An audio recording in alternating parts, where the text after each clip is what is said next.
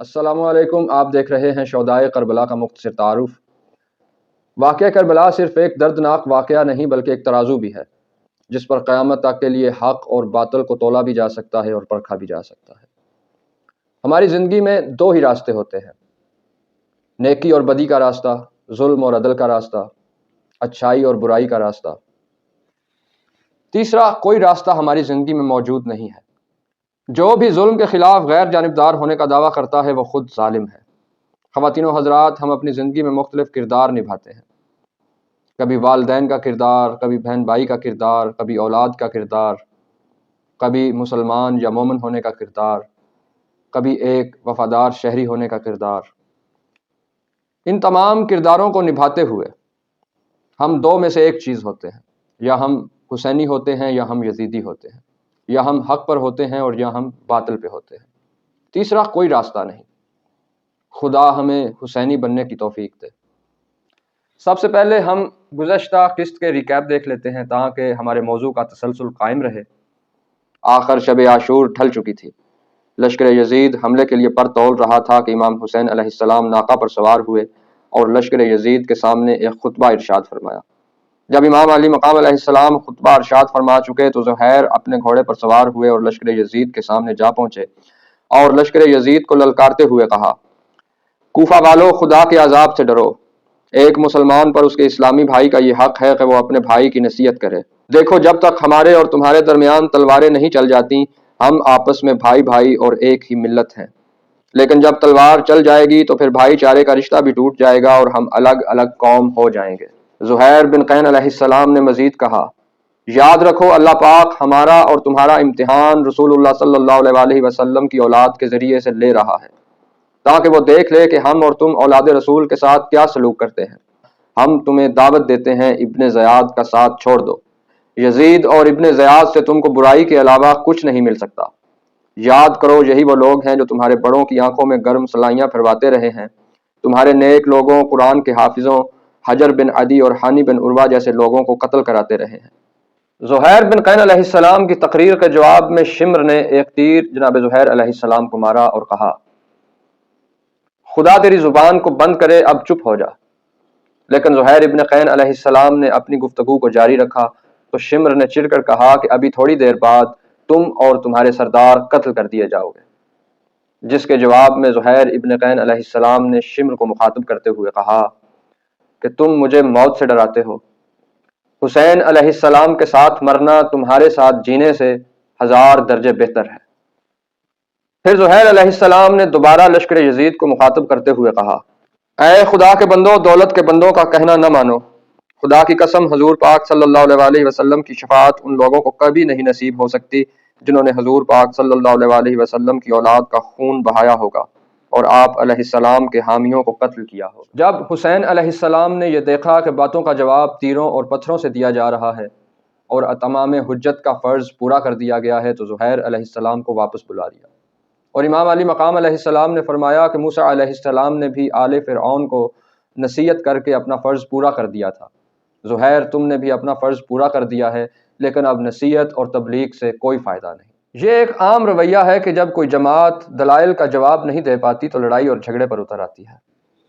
لشکر یزید نے بھی دلائل کا جواب تیر اور پتھروں سے دینا شروع کر دیا تھا۔ بالآخر جنگ کا آغاز ہو گیا اور اصحاب حسین علیہ السلام میدان جنگ میں اترتے رہے اور شہادت کے عظیم منصب پر فائز ہوتے رہے، یہاں تک کہ جناب زہیر ابن قین علیہ السلام میدان جنگ میں اترے اور دشمن پر شدید حملے کیے، یہاں تک کہ 120 دشمن کے جنگجوؤں کو تہہ تیغ کر دیا اور خود تشنہ لب اور زخموں سے چور فرزند رسول صلی اللہ علیہ وآلہ وسلم پر اپنی جان نچھاور کر دی۔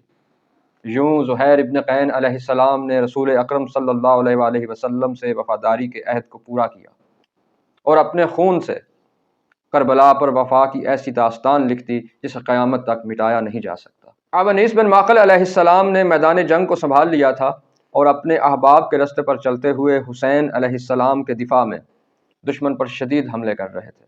جنگ کربلا شدت اختیار کر چکی تھی اور پھر ایک شدید حملے میں جناب انیس بن معقل علیہ السلام بھی شہادت کے عظیم منصب پر فائز ہو گئے۔ صحابی رسول جابر ابن عروہ رضی اللہ تعالی عنہ نے امام حسین علیہ السلام کے دفاع پر کمر کسی۔ حضرت جابر رضی اللہ تعالی عنہ جنگ بدر و حنین میں اپنی شجاعت کے جوہر دکھا چکے تھے۔ جنگ کربلا کے وقت جناب جابر علیہ السلام کی عمر بہت زیادہ تھی، یہاں تک کہ آپ کی کمر جھک چکی تھی اور آپ کی پلکوں کا گوشت ڈھلک کر آپ کی آنکھوں پر آ چکا تھا۔ حضرت جابر علیہ السلام نے اپنی کمر کو اپنے عمامہ سے باندھا تاکہ وہ کسی نوجوان کی طرح سینہ تان کر کھڑے ہو سکے، اور پھر ایک رومال سے اپنی آنکھوں کے ڈھلکے ہوئے گوشت کو اپنے ماتھے پر باندھا اور میدان کربلا کی طرف تشریف لے گئے۔ اس عمر رسیدہ صحابی رسول صلی اللہ علیہ وآلہ وسلم نے اتنی شجاعت سے دشمن پر حملے کیے کہ 60 کے قریب دشمن جنگجوؤں کو تیغ کرنے کے بعد یہ عمر رسیدہ تشنہ لب زخموں سے چور صحابی رسول صلی اللہ علیہ وآلہ وسلم شہادت کے عظیم منصب پر فائز ہو گیا۔ خواتین و حضرات، یہاں یہ بات بڑی اہمیت کی حامل ہے کہ امام حسین علیہ السلام کے لشکر میں 9 محدث اور حدیثوں کے راوی بھی شامل تھے، جن کی روایت کی گئی حدیثیں تواتر کے ساتھ بیان کی گئی ہیں اور غیر متنازع ہیں، یعنی ان حدیثوں کو دونوں مسالک تسلیم کرتے ہیں۔ ان میں سے بعض شخصیات کا ذکر گزشتہ اقساط میں گزر چکا ہے اور بعض شخصیات کے ذکر کی سعادت ہم اگلی قسطوں میں حاصل کر لیں گے۔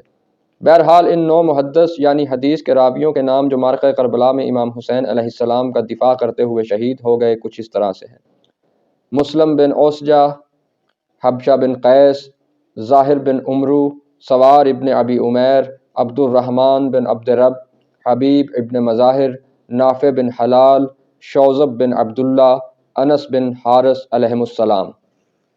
اس کے علاوہ امام حسین علیہ السلام کی فوج میں 10 ماہر ترین جرنیل بھی تھے جو اپنی اعلیٰ فوجی اور عسکری تربیت اور مہارت کے لحاظ سے اعلیٰ درجے پر فائز تھے۔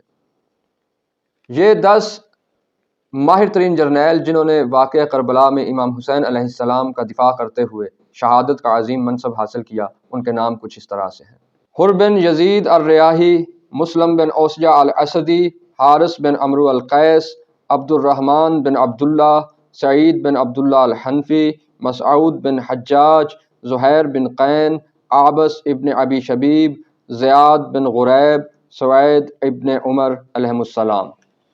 اس کے علاوہ خواتین و حضرات، واقعہ کربلا میں 9 اصحاب رسول صلی اللہ علیہ وآلہ وسلم نے جناب امام حسین علیہ السلام کا دفاع کرتے ہوئے شہادت کا عظیم منصب حاصل کیا۔ ان اصحاب رسول صلی اللہ علیہ وآلہ وسلم کے نام کچھ اس طرح سے ہیں: انس بن حارث، عبد الرحمن بن عبد رب، حبیب ابن مظاہر، مسلم بن اوسجہ، سوید بن عمر، ظاہر بن عمر، شبیب ابن عبداللہ، عمار ابن سلامتہ، مسلم بن قصیر علیہم السلام۔ اس کے علاوہ جنگ کربلا میں امام حسین علیہ السلام کا دفاع کرتے ہوئے شہید ہونے والی شخصیات میں کچھ حافظ قرآن شخصیات بھی شامل تھیں۔ ان قرآن کے حفاظ جو کربلا میں شہید ہوئے ان کے نام کچھ اس طرح سے ہیں: سید القرا بریر ابن خزیر، عبد الرحمن بن عبد رب انصاری، قنانہ بن عتیق، نافع بن حلال، حنظلہ ابن اسعد علیہم السلام، اور بعض کتب میں غلام ترقی کا نام بھی آتا ہے۔ پروگرام کے آخر میں دعا ہے کہ رب کریم ہمیں حسین علیہ السلام کے رستے کو جاننے اور سچے دل سے اس پر چلنے اور عمل پیرا ہونے کی توفیق عطا فرمائے۔ آمین۔ اللہ حافظ۔